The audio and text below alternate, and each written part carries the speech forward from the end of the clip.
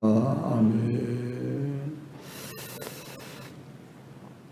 주의 날에 본 놀라운 광경, 이런 제목으로 말씀을 드립니다. 사도 요한은 로마 시대의 도미티안 황제의 박해로 말미암아서 반모섬에 유배되었습니다. 그는 이 반모라 하는 섬을 제가 사전을 이렇게 좀 찾아보니까 소아시아 연안 앞 바다에 있는데 약 40km밖에 안 되는 작은 섬이답니다. 나무가 거의 자라지 않는 산악 지형으로서 가장 높은 곳은 해발 243m입니다. 전승에 의하면, 전승이란 유세비우스 교회사에 의하면 도미티안 황제 14년 통치하던 때에 유배되었습니다. 그는 원래, 그러니까 사도 요한은 에베소에서 사역하던 가운데 있었는데 사도 요한이 가장 지목이 되어져서 아마 그 이전에 다른 사도들은 거의 순교했던 것 같습니다. 그런데 바로 사도 요한은 외롭게 그 반모라 하는 섬에 혼자 이제 예배하는 그런 자리였습니다. 그날이 오늘 10절에 보니까 주의 날에 그랬습니다. 오늘 우리가 주의 날, 주일은 주님의 날, 주님이 부활하신 날. 그래서 주의 날에 오순절 성령이 강림했고 바로 사도 요한이 환상과 계시를 받은 날도 주의 날이었습니다.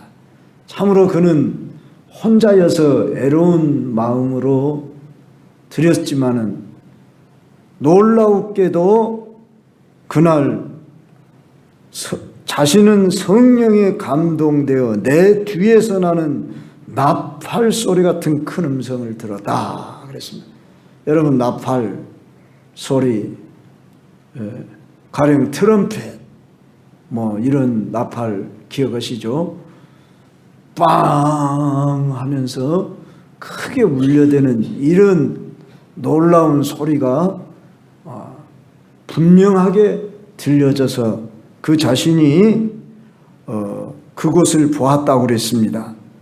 자, 그랬는데 뭐라고 말씀하시냐면은 내 뒤에서 나는 나팔 소리 같은 큰 음성을 들으니 이르되 네가 보는 것을 두루마리에 써서 에베소, 서머나, 버가모, 두아디아, 사데, 필라델비아, 라오디게아 하는 이 7 교회에 보내라, 이렇게 음성 소리가 들렸습니다.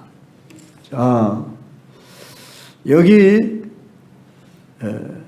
나팔 소리 같은 큰 음성의 그 내용이 교회에 이 말하는 것을 또는 보는 것을 보내라 했을 때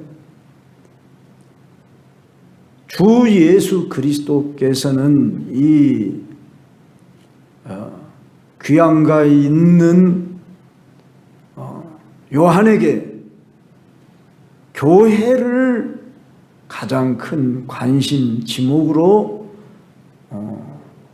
지정하고 편지를 보내라 했다는 점에서 오늘 우리는 하나님의 관심은 이 세상 여러 기관이 있지만 최고의 관심이 교회다 하는 것을 유념해야 합니다.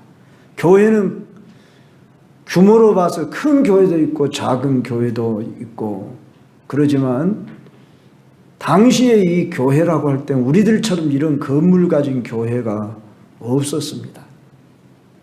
그렇게 세울 수도 없고 황제를 주라고 고백해야 하는 때에 감히 교회를 세우도록 놔두지 않으니까 가정에서 이렇게 소수로 모여지는 그런 교회였습니다.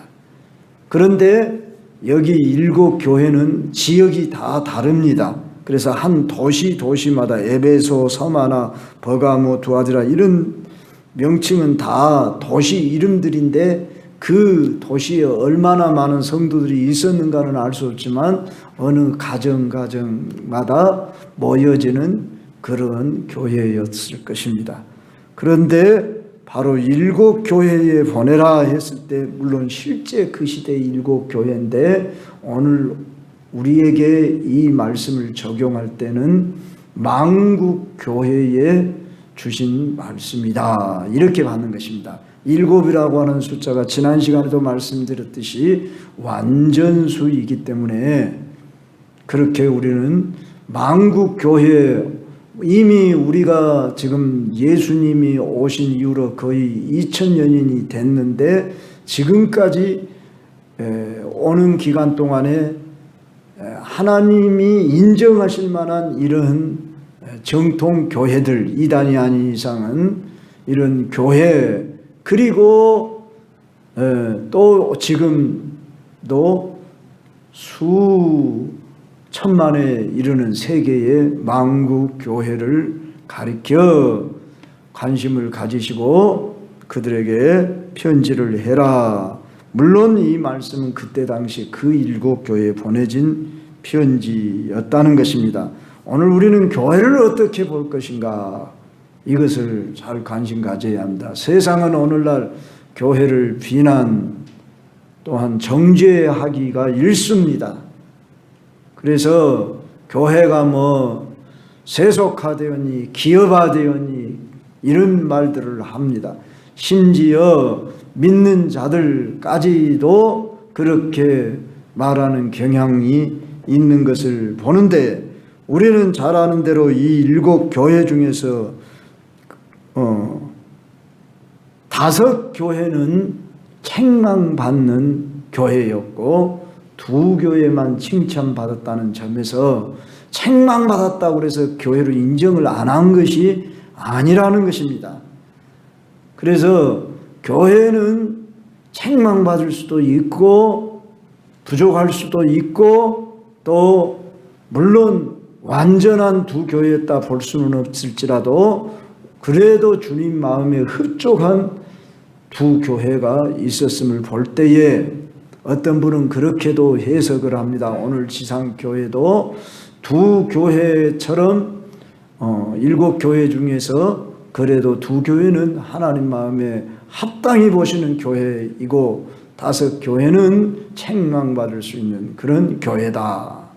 물론 일부 칭찬도 하면서 책망을 받은 교회도 있고 완전히 책망을 받은 교회라고 그러면 사대교회라든지 저기 라오디게아 교회라든지 이런 교회들은 완전히 책망을 받는, 어떻게 말하면 교회라고 하기에 부끄러운 교회일 수 없는 그런 교회의 모습도 볼 수 있습니다. 그럼에도 불구하고 이 교회에 편지를 보내라 하고 있는 점을 우리는 기억하면서 우리들이 오늘 교회를 다니면서 왜 교회가 이래 그렇게 참 때로는 실망하고 그러니 나는 교회 안 다니고 나는 조용히 1대1로 하나님과 나는 그렇게 교제할 거야 이렇게 생각하는 사람들이 종종 있는데 이건 교만이고 교회의 속성을 몰라서 그럽니다. 교회는 첫째가 하나인 교회로 시작합니다. 교회는 하나라고 하는 통일성으로부터 시작하고 주님이 머리고 우리는 그의 지체들로서 연합해서 공급을 받도록 되어 있습니다. 그래서 목사의 설교와 또 주일학생들 같으면 교사님들의 가르침과 또 구역에서의 이런 교제와 또 봉사를 통해서 주를 섬김과, 그래서 지상에 있는 교회는 부족하지만은 이 교회를 주님은 눈동자처럼 오늘 또 불꽃 같은 눈으로 지켜보시고 또 우리가 이후로 살피겠지만은 촛대 사이에 인자 같은 이가 다닌다고 그랬습니다. 그랬을 때 그 촛대는 바로 20절에 일곱 촛대는 일곱 교회니라 그랬습니다. 그래서 오늘 또 교회에 여러분들이 일원이 되었다고 할 때에 하나님의 최고 관심은 여러분에게 있음을 잊지 말아야 합니다. 때로는 친구들이 떠나고 나는 외로워 혼자야 이런 생각이 들 때도 있지만은 아니야, 주님은 나를 사랑하시고 여전히 지켜보시고 알고 계셔. 여러분이 이렇게 여러분 자신을 인정하지 않으면 속는 것이다 그 말입니다. 그리고 어찌하든지 여러분은 교회에 소속되어서 교회와 함께 어울리며 성도들과 대화를 나누고 교제하는 이런 관계로 나아가야 합니다. 물론 우리가 마음껏 만나지는 못하는 상황이지만은 전화를 하고 문자를 주고받고 또 떨어져 있으면서 말은 안 할지라도 기도로 교통하고 이렇게 마음을 품고 이런 우리가 되도록 힘써야 하는 것입니다. 그러면서 할 수만 있다면 우리는 대화를 해야 되고 만남의 교제가 이루어질 수 있다면 더 좋고요. 그러면서 우리가 서로 이렇게 위로하며 격려하며 힘을 주며 이 고난 많은 세상에서 오늘 교회가 어떤 위치에 있느냐 하는 것을 우리가 바로 알아야 할 것입니다. 그래서 이 교회에 이 편지를 전하라고 해서 그 음성을 듣고 누가 이 말씀을 하시는가 이렇게 보니까 일곱 금촛대가 보였다고 했습니다.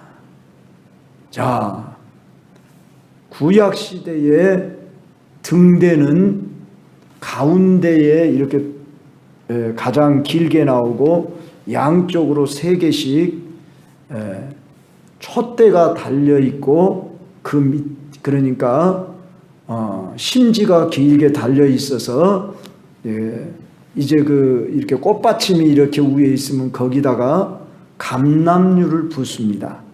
일명 우리가 올리브유.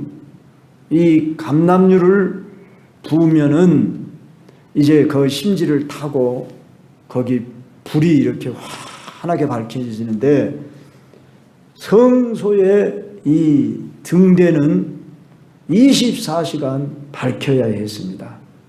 끄면 안 됐습니다. 바로 이 교회를 가르쳐서 촛대에다 비유를 했는데 그것도 금촛대라는 것입니다.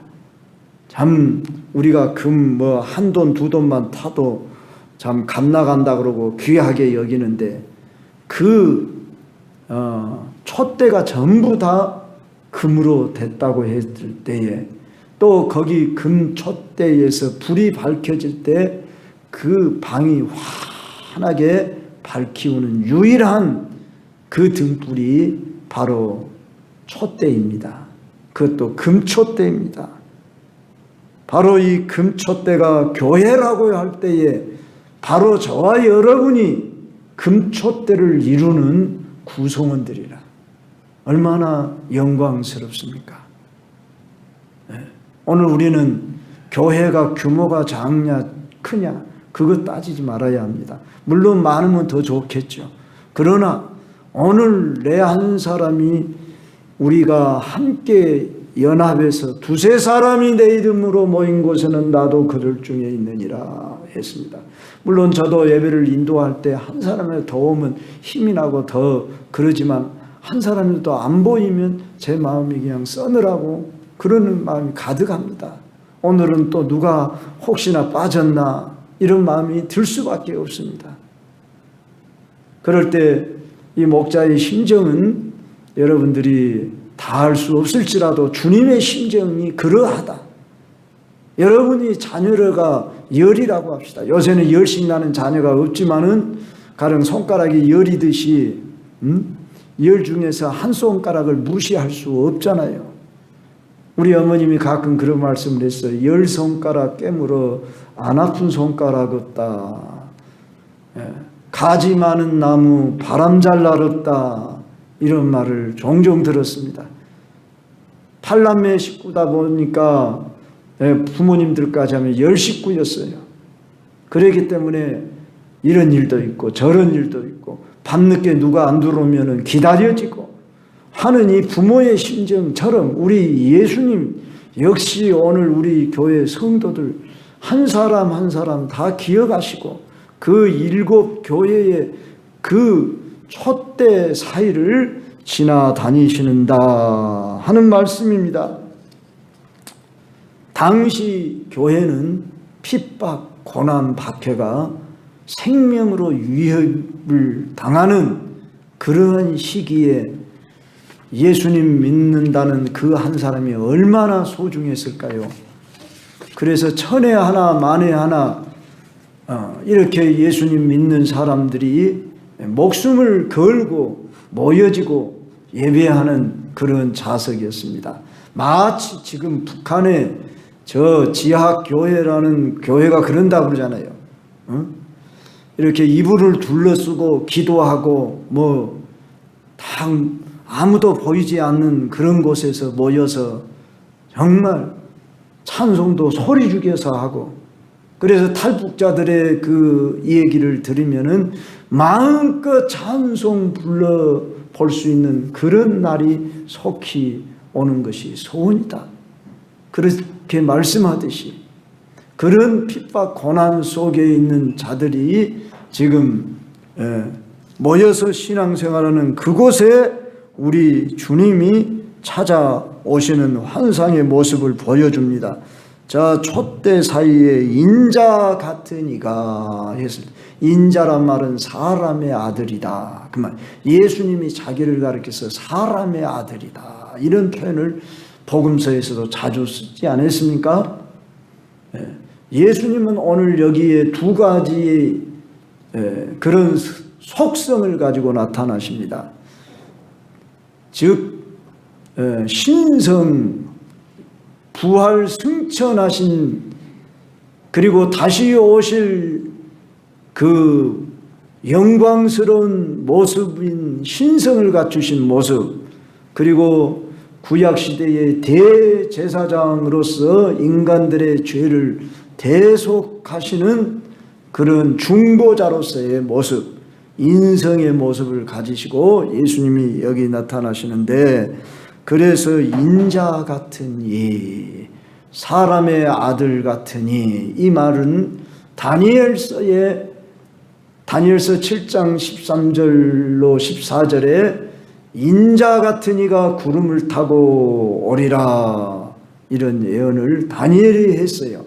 바로 그 예언이 성취되시는 분으로 예수님이 지금 나타나셨습니다.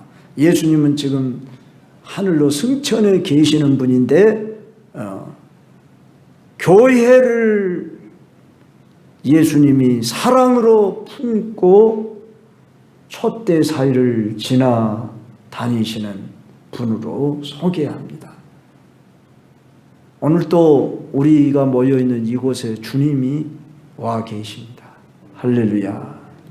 눈에는 안 보여도 우리는 주님이 우리의 모습을 다 보고 계실 것이다. 우리가 이 세상을 떠나서 그 나라에 가서 보면은 우리가 몇 월 며칠 날 언제 그때 누구누구와 함께 이렇게 모여서 예배했지. 한겨울에 우리가 이렇게 모였고, 성탄절날 모였고, 송구영신 예배에 모였지, 신년 초에 모였지. 꿈만 같은 이야기가 될 것입니다. 그러지 않겠습니까? 그날은 옛 얘기가 될 거 아닙니까? 그래서 우리는 매일매일 살아가는 것이 순례자의 여행과 같은 삶으로 여러분이 인식하면 참 행복한 것입니다. 늘 새로운 것입니다. 누구든지 그리스도 예수 안에 있으면 날마다 새로운 피조물이라 그렇게 말씀했듯이 우리는 날이 다르기 때문에 새롭다는 의미가 아니라 주 안에서 우리는 새 날을 늘 맞이하면서 새 일을 행하실 것이기 때문에 새 날인 것입니다. 물론 날짜가 우리는 다시 오지 못하는 날이지요. 지나간 날도 우리는 돌이킬 수 없고 이제 내일이라고 하는 시간은 내일 돼봐야 우리가 아는 날인데 내일이라고 하는 시간을 우리에게 선물로 주신 것입니다. 아직 물론 다가오지 않았기 때문에 선물이 내게 오지 않았지만 지금이 선물입니다. 그래서 우리는 매일 기대 속에서 내일은 기대 속에서 오늘은 기쁘게 오늘 내게 주어진 시간 어떻게 하면 이 시간을 주님이 기뻐하시고 원하시는 시간으로 쓸 것인가 드릴 것인가 이렇게 생각하면 우리들의 삶은 행복한 거예요. 기대가 되는 거예요. 그러잖아요. 여러분들이 대개 직업을 가지시고 계시기 때문에 나는 내일 이 직업을 통해서 무엇은 일을 할 거냐 물론 그것을 생각할 수 있죠. 그런데 여러분이 그 일만 생각하지 마시고 여러분들은 그 직업과 또는 직업이 없이 가정에서 이제 가사 일을 한다. 가사가 직업 중에 직업입니다. 가장 큰 일일 수가 있습니다. 우리 여성도님들은 지금 가사 일을 하는 것이 얼마나 위대한 일인지 모릅니다. 학생은 학생으로서 그러니까 우리는 무엇인가 다 일을 하고 있습니다. 그럴 때 내일이 아니라 주님이 내게 주신 일 그리고 우리는 교회에 속한 자로서 지금 각자 일터와 가정으로 삶의 현장으로 파송되어져서 일하고 있는 사람들이에요. 분리되어진 것이 아니다. 주님이 머리고 우리는 그의 지체되었으니까 우리는 눈에 보이지 않지만 성령이 내 안에 계시잖아요.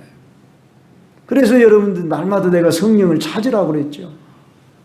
성령을 부르고 찾으며 성령을 인정하며 성령의 인도를 받으며 이렇게 성령님 함께 하시죠. 성령님 인도해 주시죠. 제가요 부끄럽지만은 이 핸폰이 한다. 말이 이제 헷갈리네요. 이 키를 예전에는 못을 박아갖고 거기다가 어떤 목사님이 시골에 목회하시는 분이 못을 박아갖고 걷다 걸어놓는다고 그러더라고요. 그래서 걸어놨는데 이제 벽이 상할까 싶어가지고 이제는 제 컴퓨터 앞에다 이걸 꼭 놔둬요. 그런데도 꼭 걷다 안 놔두고 내가 호주머니에다 넣어버리고 막 찾을 때가 있어요. 그러면 찾다가 성령님한테 물어봐. 이제 아내가 그런 말도 하고 예전에 그 성령님 어디 있지요? 죄송합니다. 성령님 항상 찾아야 하는데 이때만 제가 성령님 찾아서요. 물론 꼭 그런 건 아니지만 아쉬울 때만 성령님 찾고 답답할 때만 성령님 찾지 말고 평소 성령님 그리고 우리가 의논하고 그분의 인도를 받으면서 그런데요 신기하게도 성령님 우리가 정말 장난으로 하는 게 아니라 진심이에요. 성령님 이 키가 어디 있어요? 그렇게 물으며 찾으면 훨씬 빨리 찾아요. 한번 해보세요. 제가 이런 말을 하는 것이 그냥이 아니고 여러분들이 운전하시는 분들도 성령님 함께 가시지요. 그렇게 하고 한번 가보시고 그러면 얼마나 여러분들이 기분도 좋고 또한 든든한지요. 우리는 이렇게 놀라운 은혜 가운데 살면서도 주님이 나와 함께 계시고 지금 내 주변에 계시고 내 안에 계시고 인도하시기를 원하시는데 멀리 계시는 분으로 우리가 인식하는 것은 우리가 종교 생활이라 그 말입니다. 저 불땅에나 있는 신을 찾는 그런 무속신앙과 다를 바 없단 말이에요. 그래서 그들은 막 치성을 드리고 막 그렇게 불땅에만을 찾아가야 되고 그러지만 우리는 어디나 계시는 하나님, 내 삶의 현장과 동행하시는 하나님 얼마나 좋습니까? 할렐루야. 그래서 교회라는 것이 이렇게 외형 건물이 아니라 바로 유기적인 관계 속에서 이제 물론 장소적인 의미를 갖고 있지요. 어떤 구성체를 말하지요. 그래서 바라기는 광주 경성교회 나를 이곳에 심으시고 이곳에서 내가 주님을 섬기며 봉사하게 하셨다는 것은 나를 통해서 주님이 일하실 수 있는 기회를 허락하시고 주님께 영광 돌릴 수 있는 그러한 터전으로 주님이 우리를 부르셨어요. 그래서 우리에게 주어진 이 기회를 10분 활용해서 충성스럽게 아름답게 봉사하려고 힘써야 할 것입니다. 천사도 흠모한다고 했어요. 우리가 가진 이 직분을, 우리가 누릴 수 있는 특권을 천사도 갖지 못하는 것을 우리에게 허락해 주셔서 살아생전에만 하나님을 섬길, 그러니까 물론 우리가 영원히 섬기는 그때는 이제 완성된 나라이지만 오늘 하나님의 나라를 완성하는 도구로 저희들을 부르셔서 이제 거기에 주님이 나타나셔서 촛대 사이를 지나시는데 그 모습이 어떠한 모습이냐, 발에 끌리는 옷을 입고 했을 때 이 발에 끌리는 옷은 대제사장의 흰 세마포 옷을 말합니다. 그래서 우리 예수님이 대제사장의 모습으로 나타나시다. 대사장이란 우리를 중보하신다 그 말입니다. 그것도 대제사장이다. 히브리서에 보면은 바로 우리 예수님이 영원한 대제사장으로 속죄를 이루셨다. 이렇게. 그러니까 구약시대 모든 제사가 완성된 거예요. 그래서 우리는 구약시대에 제사를 다시 드리면 안 되는 거예요. 소 잡아, 양 잡아, 염소 잡아 제사를 드리면 안 되는 거예요. 예수님의 피로서 다 이루셨습니다. 그래서 우리는 얼마나 감사합니까? 예수 이름으로 우리는 담대히 하나님 앞에 나아가서 이렇게 예배할 수 있는 이 특권을 마음껏 누려야 하는 것입니다. 그분은 가슴에 금띠를 띄었다 했을 때, 자, 원래 띠는 허리에 띠는 겁니다. 그런데 우리 예수님이 가슴에 금띠를 띄었다 했을 때, 가슴은 어떤 해석자를 보니까 사랑을 의미한다, 그렇게 표현을 했습니다. 여러분, 이 어떤 상징하는 의미는 번역하는, 해석하는 사람마다 조금씩 다를 수 있으니까 그것은 차이가 있을 수 있기 때문에 이것만이 옳다 그러면 곤란합니다. 가슴이라고 하는 것은 평화를 의미해, 무슨 정의를 의미해, 의를 의미해, 이런 식으로 꼭 했다 해서 그것만이 옳다 그렇게 말하기도 곤란하지만 사랑을 의미한다 이런 말씀이 다가와서 전합니다. 그래서 우리 예수님은 자신이 사랑의 제물로 자신을 드린 분으로, 그것도 가슴에 금띠, 금이라는 건 변하지 않는 거잖아요. 그런데 그 띠를 띠고 지금 영광스럽게 나타나고 있습니다. 자, 당시 이 교회는, 그리고 요한 자신은 밤모라 하는 섬에 유배되어 혼자 외롭게 있을 때에 주님은 눈에 보이지 않지요. 물론 사도 요한은 살아생전에 예수님과 3년 반 동안 함께 다녔습니다. 익히 예수님의 얼굴을 잘 아는 분입니다.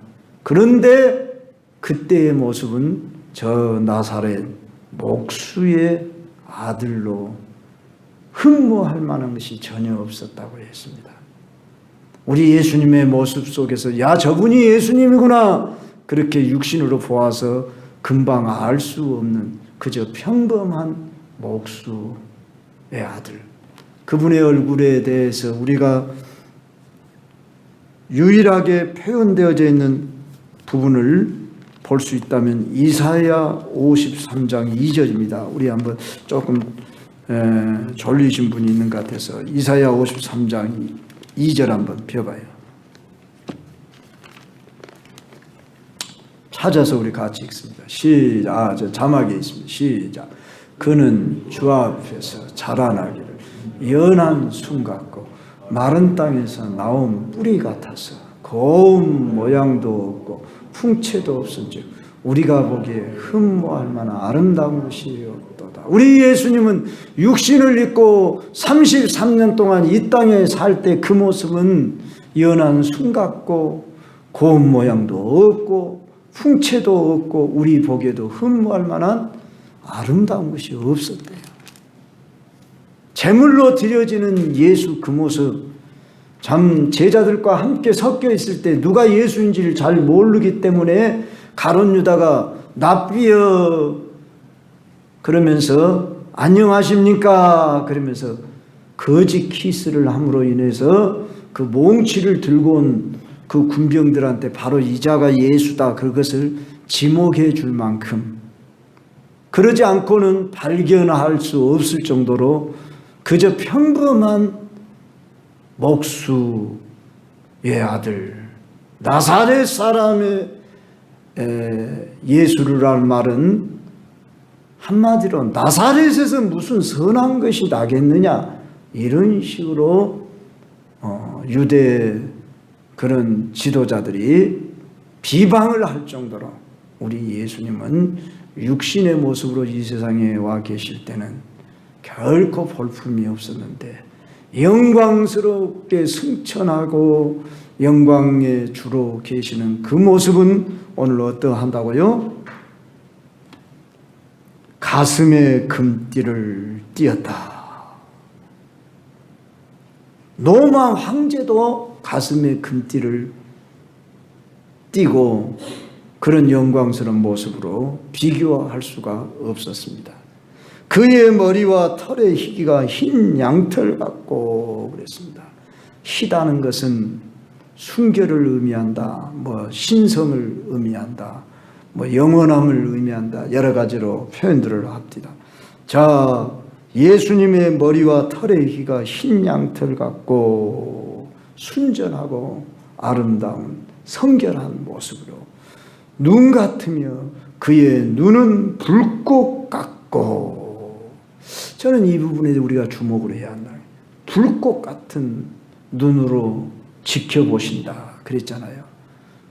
감출 수가 없다 그 말입니다. 그분 앞에는 숨길 수가 없는, 그렇다고 무서운 분으로만 볼 것이 아니라 그분은 완전하시고 참으로 능력이 한이 없으신 그러한 전지 능력 권세를 상징한다고 보는 것입니다. 이런 모습은 다니엘서 7장 9절 10장 6절에 다니엘이 본 예수님의 모습과 흡사합니다.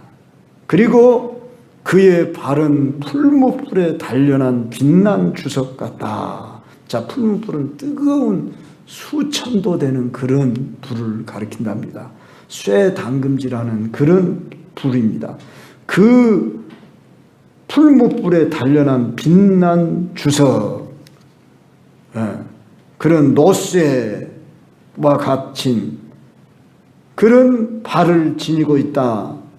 이건 심판을 상징하는 의미로 뱀의 머리를 깨트리는 그런 능력 있는 발을 의미합니다.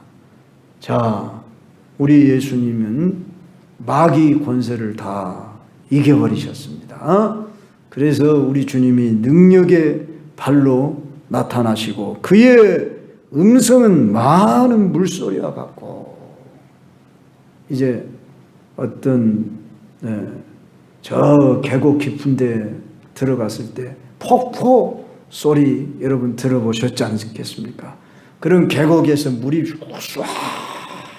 쏴하게 들려지는 것처럼 우리 예수님의 음성이 그렇게 들려졌다. 그 온 세상에 음성이 가득했다 하는 것을 의미한다. 이렇게 볼 수 있습니다. 우리 주 예수 그리스도의 음성이 한번 바라면 이 세상 만물은 복종할 수밖에 없는 통치자의 음성입니다. 그의 오른손에는 7별이 있다. 오른손은 무슨 의미입니까? 권능의 손. 그리고 너는 나의 오른손이야 했을 때의 오른손이란 말은 오른편도 되고 또한 보호의 의미도 가지고 있답니다. 바로 이 오른손에 7별을 붙들었다 했을 때 이 7별이 교회의 사자라고 했습니다. 교회의 사자들을 내가 지킬란다. 내가 보호하고 승리하게 할 거야 하고 주님이 지켜주신답니다. 교회의 사자들을 지켜주시면 곧 성도들을 위하여 하는 것이에요. 그리고 그의 입에서 좌우의 날선 검이 나왔다. 자, 검은 말씀을 상징하지요. 성령의 검, 곧 말씀을 가져라 그랬지요. 그래서 우리 예수님의 입에서 나오는 그 말씀, 좌우의 날선 어떤 검보다 예리하여 혼과 영과 관절과 골수를 찔러 쪼개기까지 하며 사람의 마음과 생각과 뜻을 감찰한다. 하나님의 말씀은 검으로 표현해서 쪼개기도 하고 수술하는 그런 도구처럼 우리의 심령을 수술하고 고치고 변화시키는 그런 역사를 일으키고 그 얼굴은 해가 힘있게 비치는 것 같더라. 천국에 가면은 해와 달이 별이 쓸데없더라. 오직 예수님이 등불이셔서 그분에게서 나오는 빛으로 천국에 있는 모든 만물 또한 사람들이 빛을 받아 살게 될 것이다. 한 말씀대로 해가 힘 있는 것 같이 비치게 같더라. 자, 사도 요한이 이러한 모습을 보고서 어떤 반응을 나타냈습니까? 17절에 보니까 내가 볼 때 그의 발 앞에 엎드러져 죽은 자 같이 되어버렸다. 절도해버렸다 그 말입니다. 하나님의 영광을 보는 자들은 다 엎드러져 버렸어요. 하나님은 본체로 나타나시지 아니하시고 이제 임재 속에서 나타나기만 해도 저 이사야 선지자는 화로다 나여 망하게 되었도다. 나는 입술이 부정한 백성 중에 가하였음이로다. 그렇게 고백했고 또한 베드로는 주님의 능력 앞에 무릎을 꿇었고 하나님의 임재 능력 앞에 다 엎드러질 수밖에 없는데 바로 요한이 이런 환상 중에 예수님의 모습을 보고는 그냥 절도해버렸다. 뭐 포복절도란 말이 있듯이 엎드러져 버렸어요. 영광 앞에 제압되어 버렸더라. 사랑하는 성도 여러분요, 오늘 우리는 직접 주님을 참 본다면 우리들은 다 엎드러질 수밖에 없는 이렇게 연약하고 초라하고 허물된 모습을 가진 자이라는 것을 알고 왜 예수님을 나한테 안 보여준다냐. 예수님의 음성만이라도 한번 좀 들려줬으면 좋겠다. 그러면 내가 평생 예수님 그냥 잘생겨버릴 텐데 혹시 이런 생각을 하실 분이 있을는지 모르는데 물론 하나님이 특별한 은혜 체험을 하게 하셔서 그렇게 맛이라도 보게 한 사람은 정말 큰 은혜인 줄 압니다. 그렇지만 그거 없어도 우리는 오늘 영과 진리로 예배할지니라. 말씀한 대로 영은 보이지 않지만 우리가 진리이신 말씀을 통해서 그분의 임재를 느낄 수 있도록 그분을 영으로 보고자 하는 사모하는 마음을 가지고 임재의식을 느끼며 그분께 나아오는 이런 신앙인이 되어야 합니다. 그래서 여러분, 말씀 신앙이 돼야 한다 그런 말입니다. 말씀이 육신이 되어 우리 가운데 거하시며 우리가 그 영광을 보니 아버지의 독생자의 영광이요 은혜와 진리가 충만하더라 그랬어요.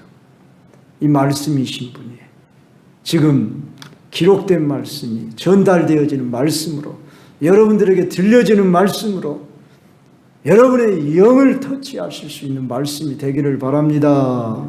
그래서 여러분이 날마다 영으로 깨어 있어라, 그런 것이 바로 그런 말씀이다. 어떻게 하면 내가 영으로 깨어 있으려고 해야 할까? 우리 광주 경성교회라는 이름이 깨어있는 교회, 그런 의미인 줄 압니다. 서울경자라는 의미가 아닐 줄 알아요.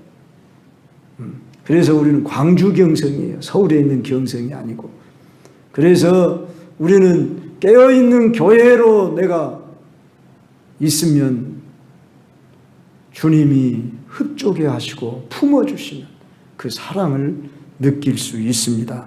우리 예수님 무서운 모습으로만 나타난 것이 아니라 힘있게, 지금 영광스럽게 자신의 그 특성을 여러 그분의 신체 모든 기관을 통해서, 머리털 하나까지 붙어서 입은 옷을 통해서, 눈을 통해서, 입을 통해서 그분의 모든 특성을 온몸으로 나타내 보이듯이 오늘 우리가 직접 볼 수 없는 것을 사도 요한이 보았으며, 우리는 사도 요한이 본 그 예수님의 모습을 우리가 영적으로 이해하고 늘 인식하고 늘 성령의 인도를 받으면서 그분을 체험하려고 힘써야 할 것입니다. 사랑하는 성도 여러분이요, 이와 같이 사도 요한이 예수님을 보고서 그가 예수님 앞에 엎드러졌을 때 예수님이 취한 행동을 보십시다.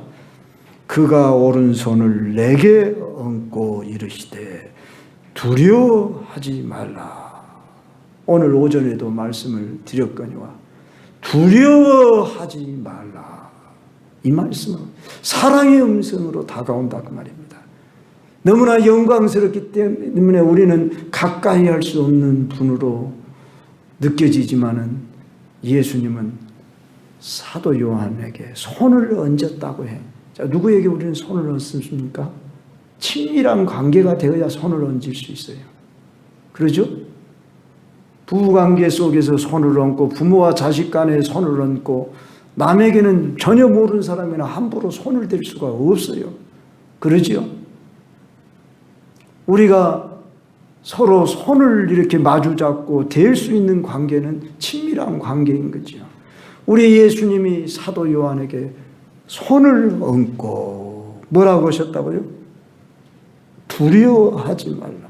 나는 처음이요 마지막이니. 처음이요 마지막이란 말은 모든 것에 모든 것이 되시는 분이다 그 말이에요. 내가 모든 것을 주관한다 그런 말이에요. 우리는 그분을 그래서 완전히 신뢰해야 돼요. 처음과 나중 되신 분. 모든 것에 모든 것이 되시는 분이에요. 그를 떠나서 나는 살 수 없는 자다. 이렇게 인정하셔야 돼요. 곧 살아있는 자라. 얼마나 확실히 분명합니까? 우리 예수님은 내가 전에 죽었었노라. 그러나 지금 살아있다. 사도 요한은 로마 황제의 핍박 아래 저 외로운 섬에 파도 소리만 들리는 그러한 곳에 아무도 찾아오지 않는데 날은 주의 날이 되어서 예배를 드려야겠다 하고 주님 앞에 예배하려고 마음을 아마 잡고 있었는지 예배 중이었는지는 알 수 없는데 그 시간에 나팔 소리의 음성을 들려주며 환상 중에 나타나시는데 너무너무 영광스러운 그 모습으로 나타날 때에 로마 황제가 세상을 통치하며 막 지배하고 막 모든 걸 다 하는 것 같은데 아무것도 아니구나. 로마 황제는, 우리 주님은 그 로마 황제 몇 천배 높으신 분이고 영광스러운 분이구나 하는 것을 마음속으로 느꼈지 않겠습니까? 직접 봐버리고 놀랍게 그에게 경험했지 않겠습니까? 참으로 놀라우신 주, 살아계신 주, 나의 참된 소망, 걱정 근심 전혀 없네. 우리가 부활절날 자주 부르는 그 찬송가 가사처럼 주님은 지금 살아 계십니다. 여러분과 함께 계십니다. 사랑하는 성도 여러분이요, 여러분의 삶의 현장에도, 가정에도, 오늘 우리 교회에도 주님이 운행하고 계신다. 이것을 늘 느끼셔야 합니다. 저 자신을 볼 때에 17의 예수를 믿어서 지금 내가 가만히 생각해 보니까 49년, 50년째 예수님을 믿었네요. 그런데 나의 나된 것은 하나님의 은혜로라. 물론 남과 비교하면 초라하게 보여질 때도 있습니다. 그러나 다시 돌이킵니다. 나는 남과 비교해서 내가 이 땅에서 얼마나 많은 성도를 내가 지금 양육하고 있냐, 이게 중요한 것이 아니라 주님이 나를 어떻게 그동안 훈련하시고 연단하시고 여기까지 이르게 하셨느냐 생각해 보면 참 주님이 수고 많으셨다, 그렇게 고백할 수밖에 없습니다. 여러분 인생을 한 번씩 돌아보십시오.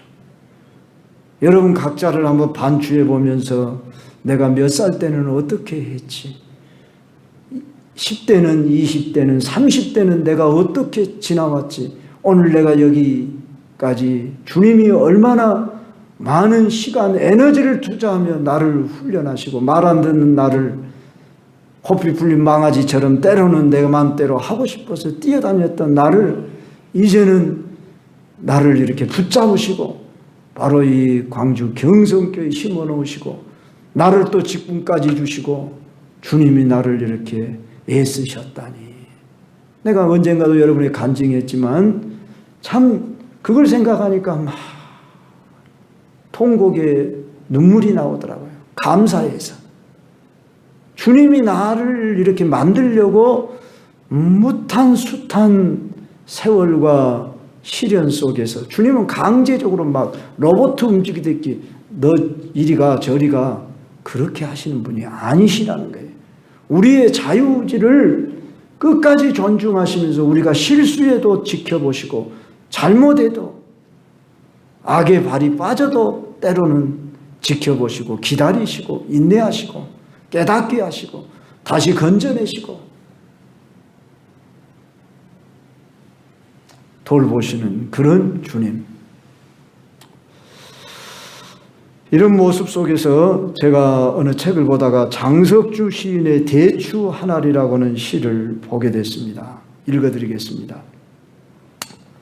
적에 저절로 붉어질 리가 없다. 저 안에 태풍 몇 개, 저 안에 천둥 몇 개, 저 안에 벼랑 몇 개, 적에 저 혼자 둥그러질 리는 없다. 저 안에 무설이 내리는 몇 밤, 저 안에 땡볕 두어 달, 저 안에 초승달 몇 날이 들어서서 둥글게 만드는 것일 게다. 대추야, 너는 세상과 통하였구나. 저는 책에서 이 시를 읽고서 참 시는 몇 마디 안 되는 글귀지만은 그 시 속에서 많은 의미를 내포하고 있다는 것을 통해서 참 잘 지은 시구나. 방금 여러분한테 읽어줘서 다 기억은 안 되겠지만은 한번 여러분이 들어가서 장석주 대추 하나 그렇게 치고 한번 다시 한번 묵상하고 싶은 분은 한번 해보시기 바랍니다. 대추 하나를 만드는데도 여러분 빨간 대추 하나를 그냥 저절로 열린 것 같지만은 그 하늘이 만들어지니까는 태풍이 천둥벼락이 얼마나 많은 나를 치며 견디며 저 안에 무설이 내리는 몇 밤 땡볕 두어 달 초승달 몇 날이 들어서 둥글게 만들었다고는 이 표현 속에서 저와 여러분을 여기까지 애쓰며 만들고 가시는 그 주님, 오늘 우리 광주 경성교회를 볼 때에 세월은 40년이 됐니 이렇게 말합니다.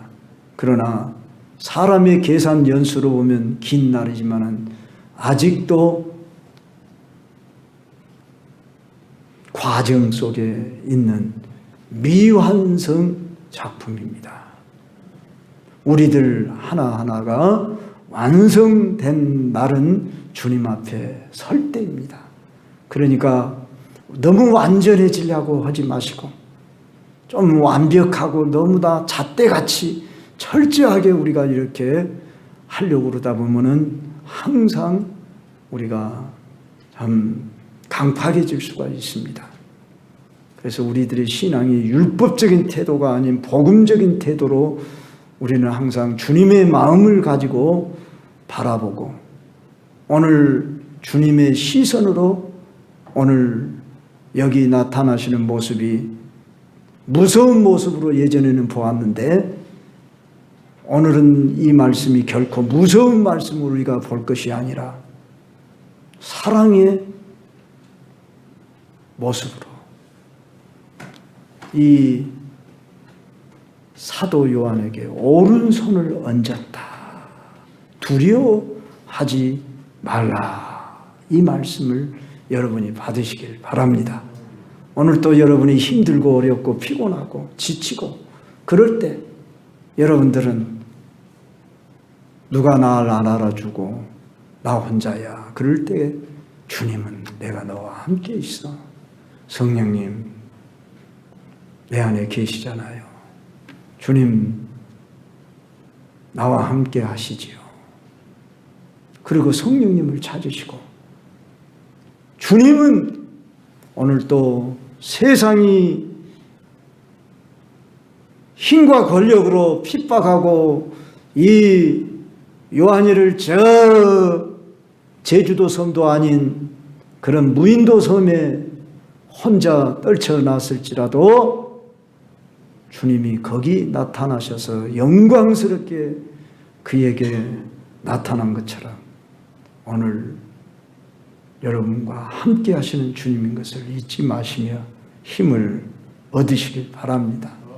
힘들 때 어려울 때 계시록 1장에 나온 예수님의 모습을 다시 인식하시면서 그래 그분은 가슴에 금띠를 띠고 머리털 흰 양털보다 더 흰 모습과 그의 눈은 불꽃 같고 그의 발은 풀무불에 단련한 빛난 주석 같고 그의 음성은 많은 물소리 같고 오른손에 7뼈를 붙들고 좌우에 날쌘 검이 입에서 나오고 얼굴은 해가 힘있게 비치는 그 모습으로 오늘도 나와 함께 계시고 우리 광주 경성교회와 함께 계신다.